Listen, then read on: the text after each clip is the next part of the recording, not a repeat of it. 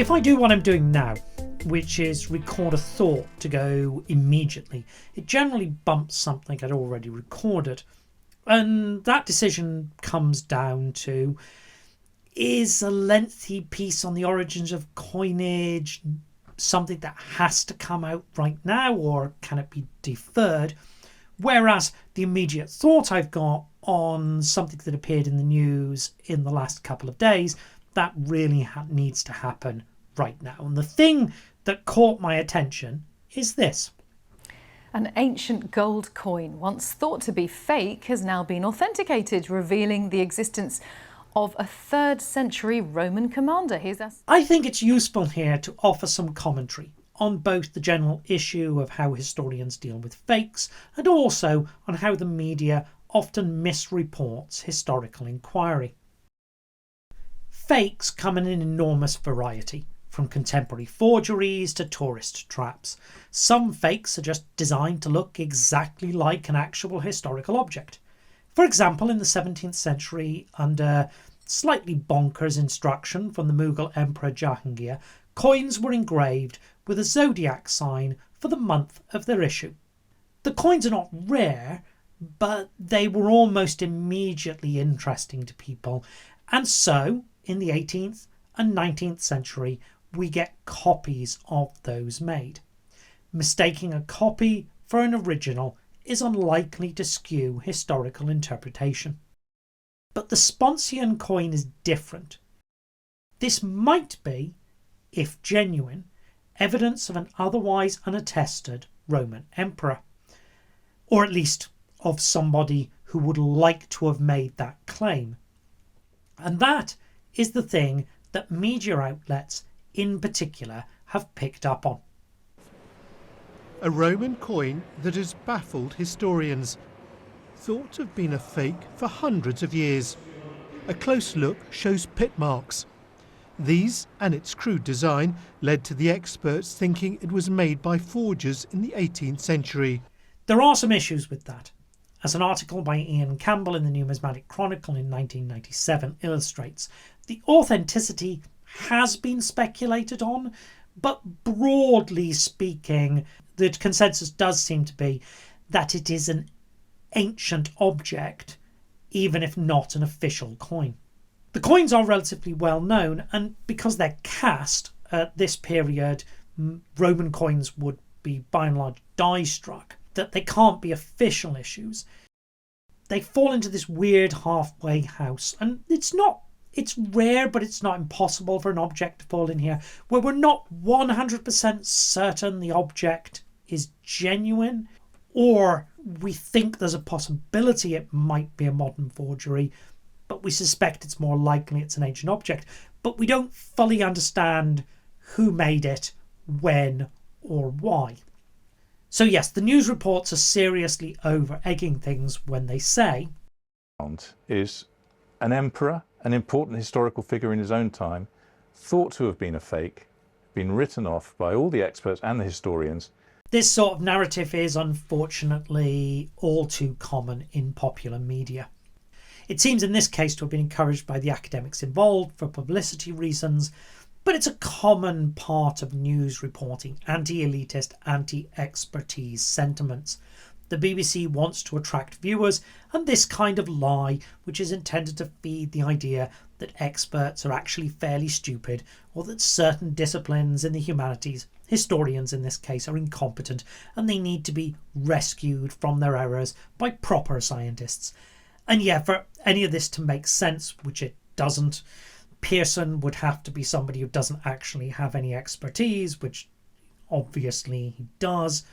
But like I say, these are buzzwords intended to feed on the schadenfreude people get when they see a know-it-all slipping up. It's all there to make the story sexy. It's all fundamentally very deceptive, both on the part of the academics, who almost certainly understood it would attract attention, and on the part of the BBC correspondent, who would either have known it wasn't true or would be familiar enough with how these things go to know that he was probably being lied to. But scratches, which could only have been produced by rubbing together with other coins in purses. and a chemical analysis showed that it had been buried under the soil. That bit's true. All of this comes out of an article that's been relatively recently published by Pearson and a group of academics, specifically on the various Sponsian coins.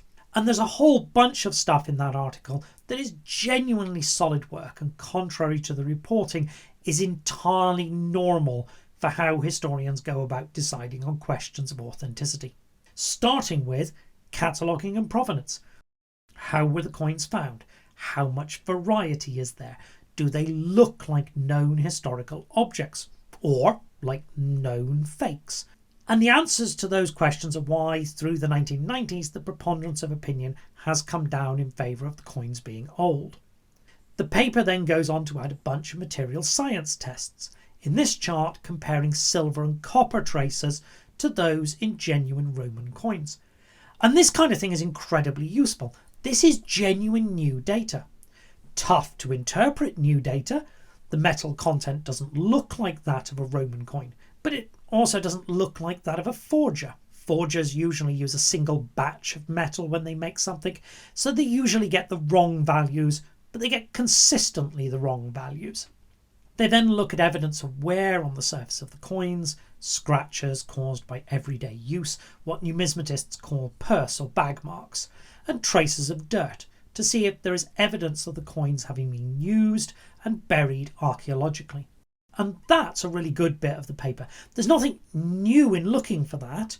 The authors are not being inventive or clever, but some of the techniques that they are applying to look at the surface deposits are worth reading.